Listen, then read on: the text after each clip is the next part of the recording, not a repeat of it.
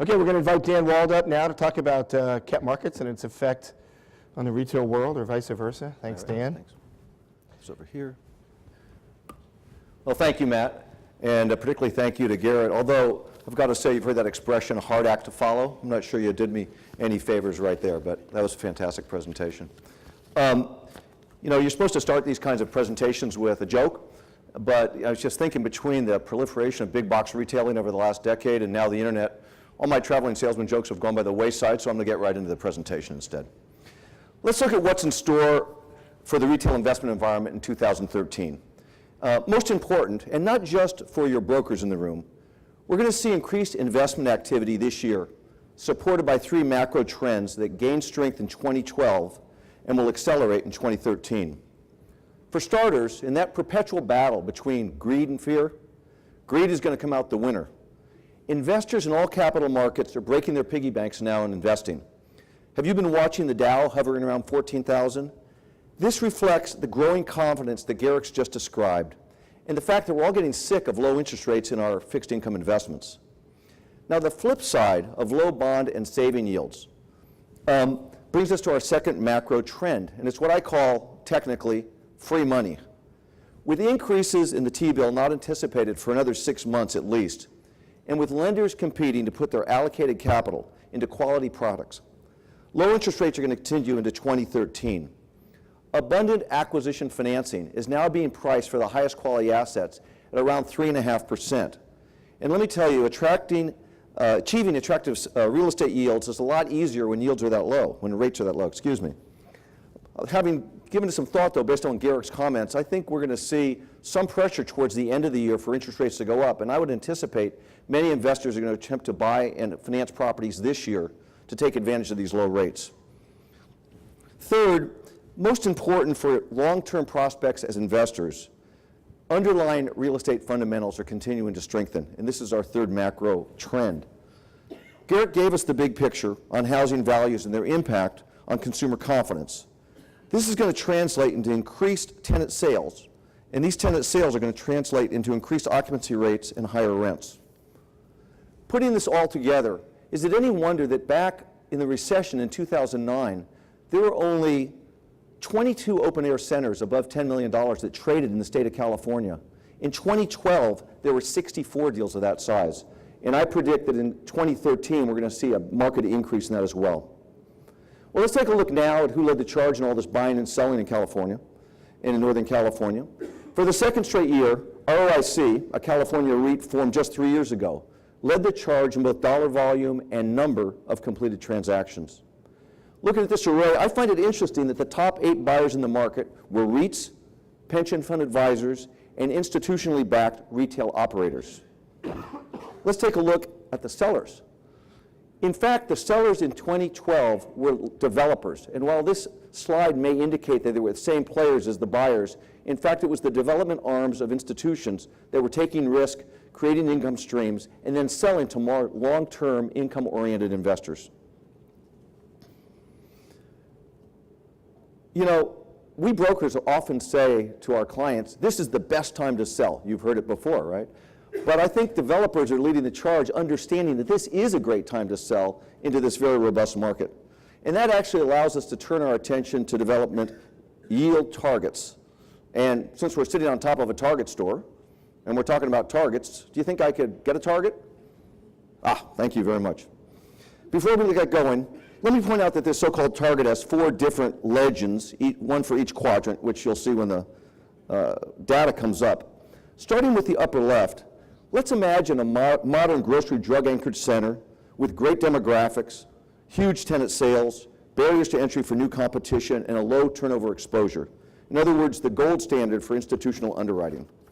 Here, over the last 12 months, target yields have compressed another 25 to 50 basis points, corresponding to target unleveraged IRRs of 6.5% to 7.5%. A prime example of this product would be Potrero Center, located here south of Market in San Francisco, which traded for $111 million in 2012 at a reported cap rate of 5.45%. Moving to the upper right quadrant, we stay with the same investor audience, the institutional investors, but we replaced the grocery and drugstore with tenants such as Bed Bath & Beyond, PetSmart, Ross, Sports Authority, and so forth. The higher cap rate range here, though still very low, reflects the lack of a daily needs anchor and the perceived risk of future format shrinkage and consolidation in the box market. Here, there's a 100 basis point increase over the cap rate for grocery anchored stuff going into 2013, but still very, very low yields. And one has to wonder whether this premium, this fairly narrow premium, suggests that that investors have become more comfortable with big box tenants, or rather that they're getting tired of not winning and getting exhausted in the competition for grocery drug anchored offered and going for this instead. My guess is it's probably a combination of the two. Shown here is the Crossings, which is a great example of this, a deal that traded in late 2011, but at 2012 cap rates, and is an example of institutional quality big box retail. Of course, not all big investors, or small investors for that matter, are targeting bond-like yields and income streams. Higher quality B properties, or A properties in B markets, provide better going-in yields in 2012 and continue in 2013. And of course, core plus assets promise higher stabilized returns. This 98% leased project is a great example of an A property located in a B market, Tracy. The fact that Tracy is effectively redlined by most institutional investors provided an opportunity where the institutional investor that elected to take the opportunity is going to beat the market on a cap rate and IRR basis by at least 100 basis points, from my perspective, with no additional risk. Finally, turning to the lower left of the target, we look at B- and C properties. Very little change here, if at all, but activity is finally increasing.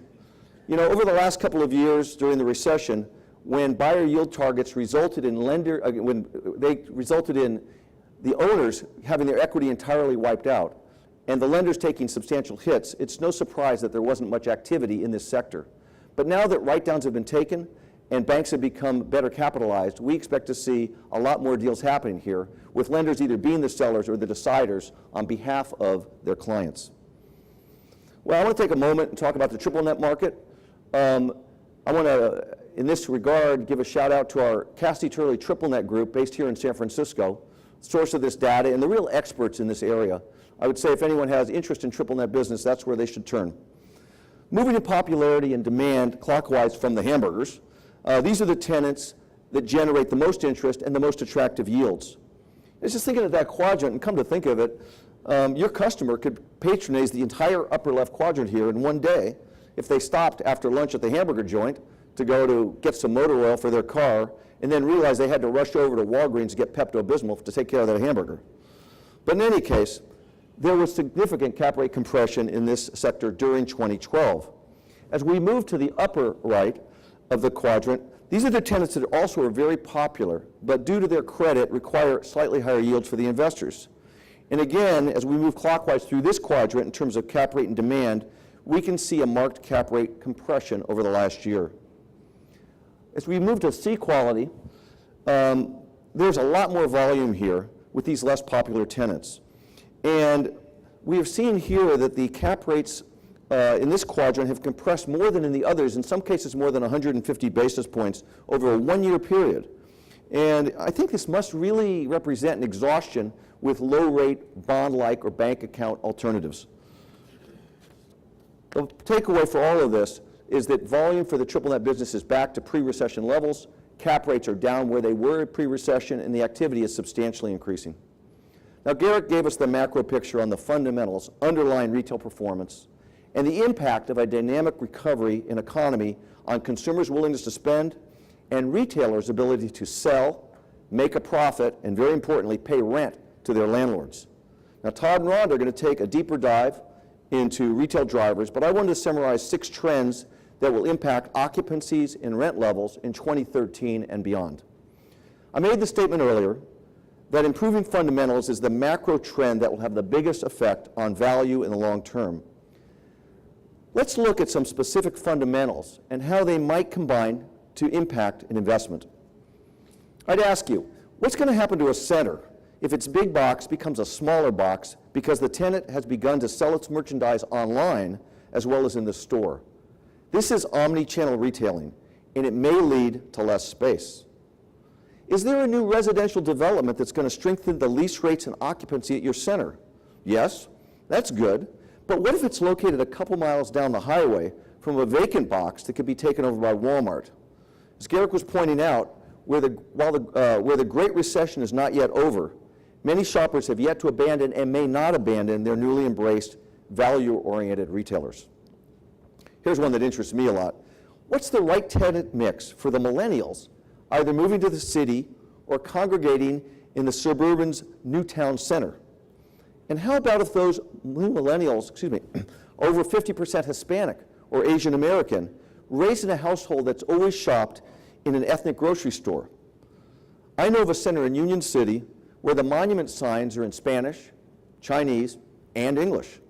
And another one in San Pablo where the butcher counter in the Asian grocery store is staffed with Spanish-speaking Hispanics. But how about this? In both of these centers, the Starbucks sells a lot of soy lattes. This is Bay Area retailing as it's developed and what we should expect in the future. Well, perhaps that's a good segue to the perennial favorite on the forecast circuit, biggest risks and best opportunities. And I'm going to do this very quickly because I think Garrett's really done a great job of describing exactly that. First, to the risks. You know, as Garrett pointed out, many retailers are now opting to smaller formats. Do you have a backfill strategy for your center? What if the office supply or sporting goods sector loses a player? Have you done an ADA survey ahead of time to protect you from a debit and escrow, or at best, or an extortive lawsuit at worst? Is your center the one with the attractive location and corresponding sales volumes? Or is your retailer going to go to the shiny new center down the street with a better regional anchor draw? Well, so much for the fear part. Don't despair. I'll try to make the greed part better. Every B market has its best corners with dependable demand and occupancy. This is where the A centers live. It may not be Union Square, but believe it or not, the rent is still paid in dollars, and in the right B markets, the fundamentals are coming back strong. In my opinion, this is the retail arbitrage and where money's going to be made in 2013. Going to B properties, not every tenant can pay that top rent, but if they're in a safe A market, they keep paying the rent, and they keep those properties full. And I always refer to these deals as the ones that don't go on the boardroom wall, they just pay for the boardroom. The last three opportunities have this in common. They are emerging in response to the economic trends Garrick highlighted. New jobs and new housings are creating retail demand in new and existing locations, and they're not all in the suburbs. So to conclude with some predictions for 2013, specifically in the investment market, core cap rates have hit the bottom. They're not going lower. Cap rates for B properties, paradoxically, I expect to expand in the early part of 2013 and then contract again when the market becomes more knowledgeable and convinced about the recovery Garrick has so ably described. We already have talked about it. We see fundamentals getting better throughout the Bay Area, emanating, of course, from the western side to the east. And finally, my biggest prediction, Terranomics is going to have a lot more centers to lease up as renovations and new developments emerge in response to improved fundamentals. Thank you. Great.